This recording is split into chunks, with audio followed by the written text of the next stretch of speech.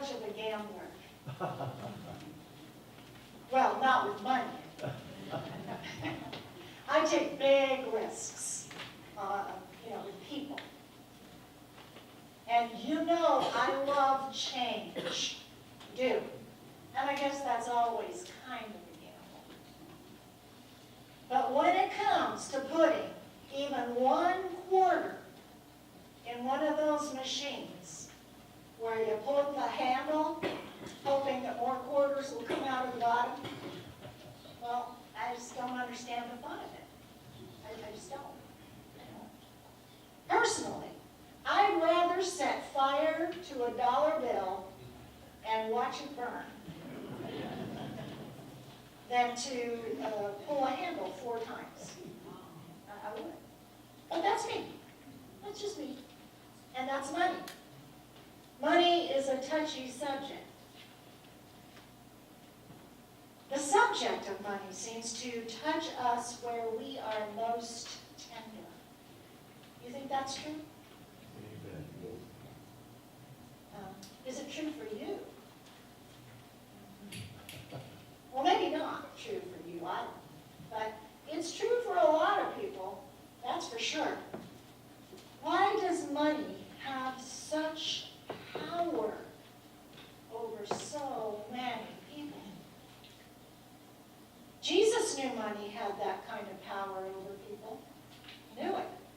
That's probably why he spent so much time teaching and preaching about money. And you knew that, didn't you?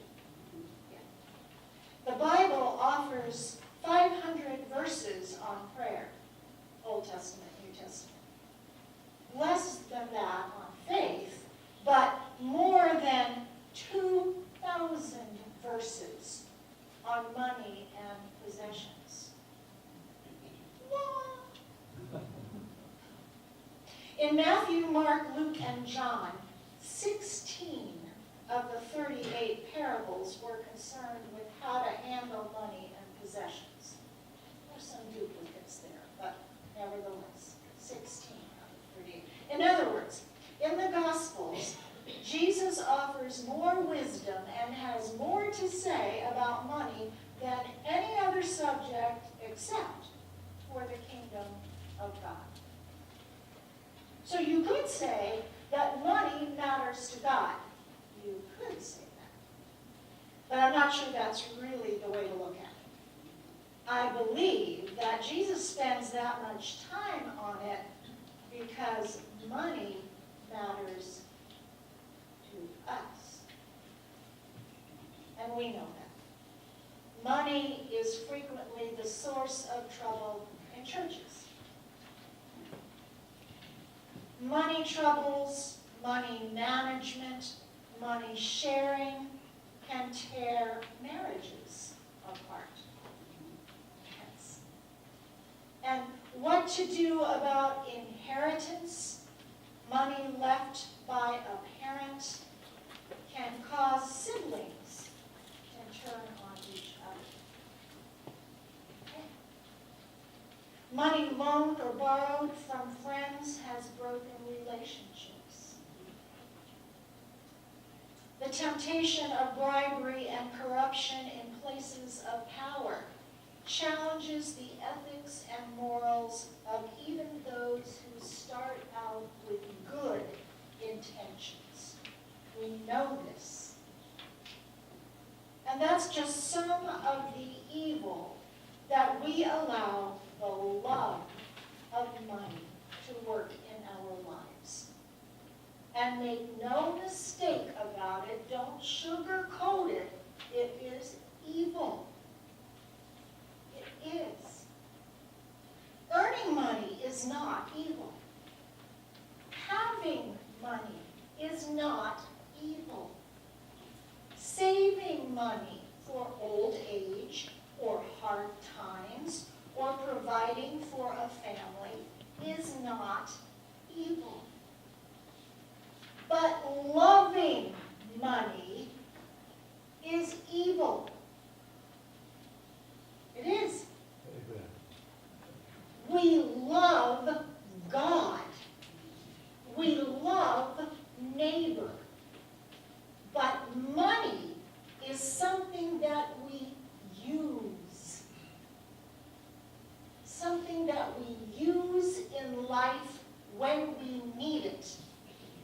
like a broom or a toilet plunger.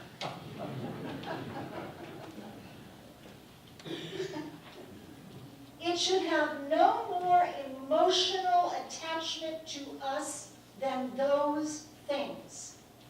That's all it should be.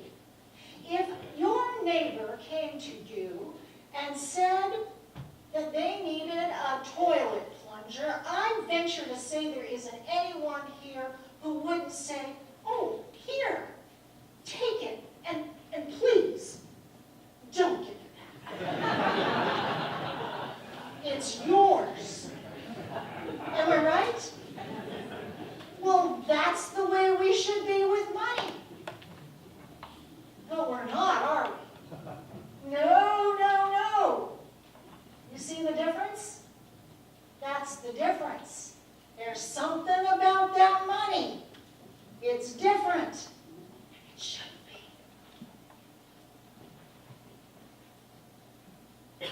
Money can be a very good gift. And like every good gift we receive, every good thing we have, we Christians have to work to never forget one very important thing. And we say it all the time here. Do you remember what it is? We find it in the book of James. It's in chapter 1, verse 17. Every good gift comes down from the Father of lights. Every good gift we have comes from God. So whether our money comes to us from hard work or the knowledge of wise investments, whether it comes from pension funds or Social Security, from birthday gifts that people have given us, from disability checks, from collecting coins, from begging on street corners, any money that we get from honest means is money that is a good gift from God.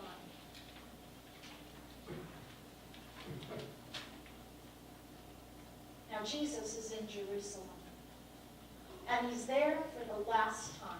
This is the last trip into the city. And he is telling the truth while he has a chance to tell it. He's just criticized the Sadducees and the scribes for their hypocrisy. And this will have a fatal cost to him. Their lives are very comfortable. And he has just shined a big light on their dishonesty. He's chipped away at their authority.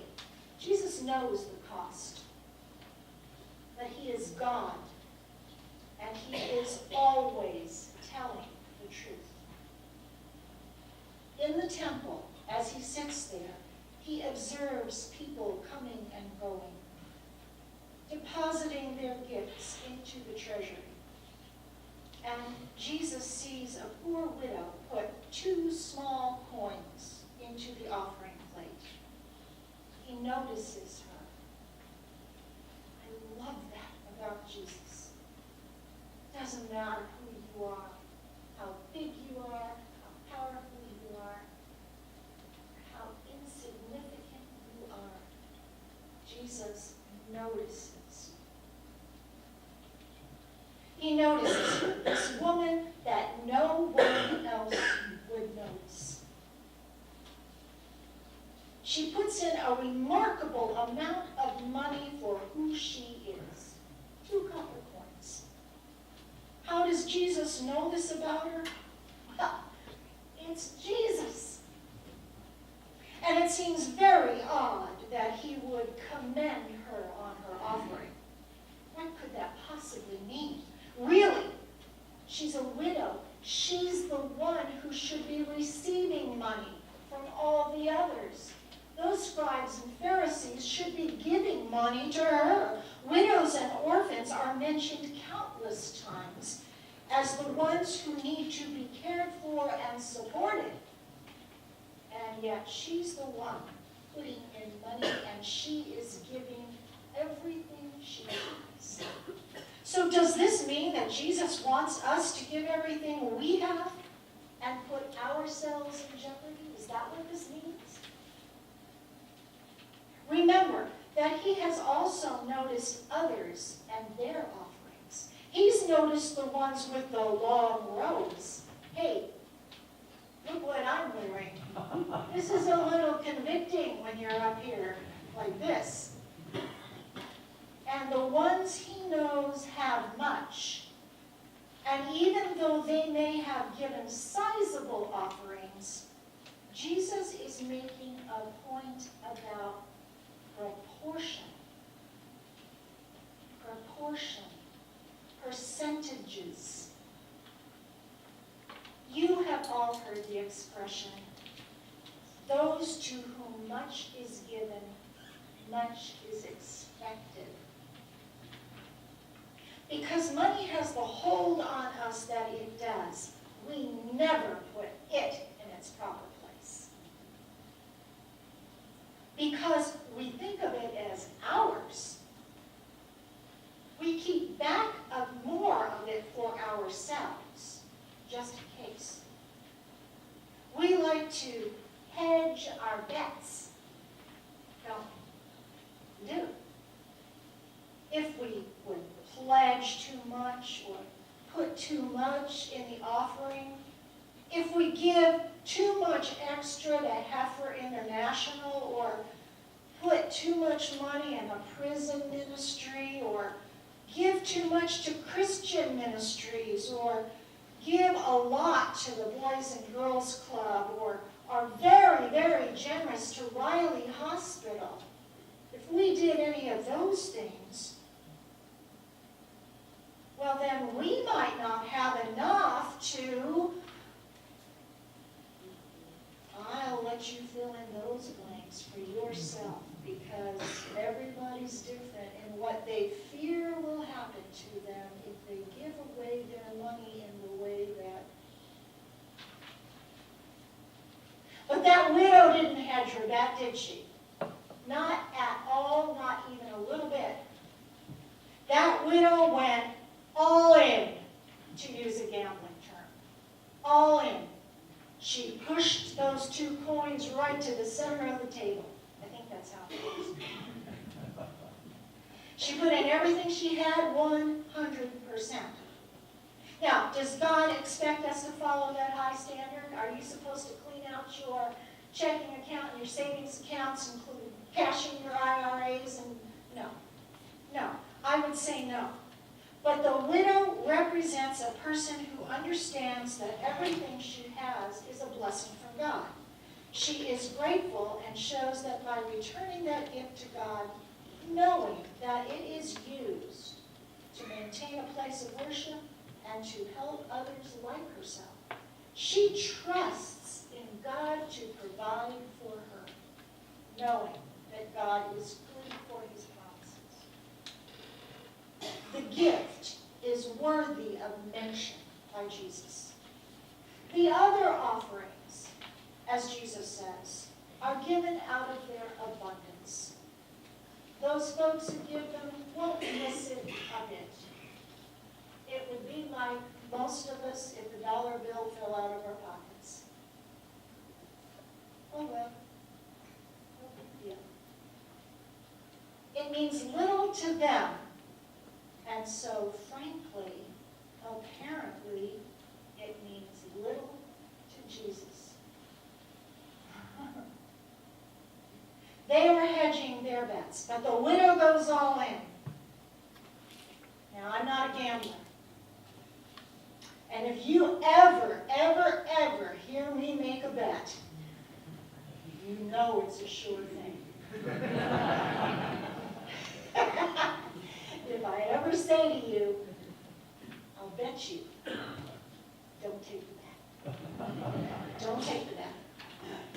But in my day, and it's a lot of days, I have hedged my bet. And especially when it comes to times like this, I have hedged my bet. And there have been times when I've gone all in.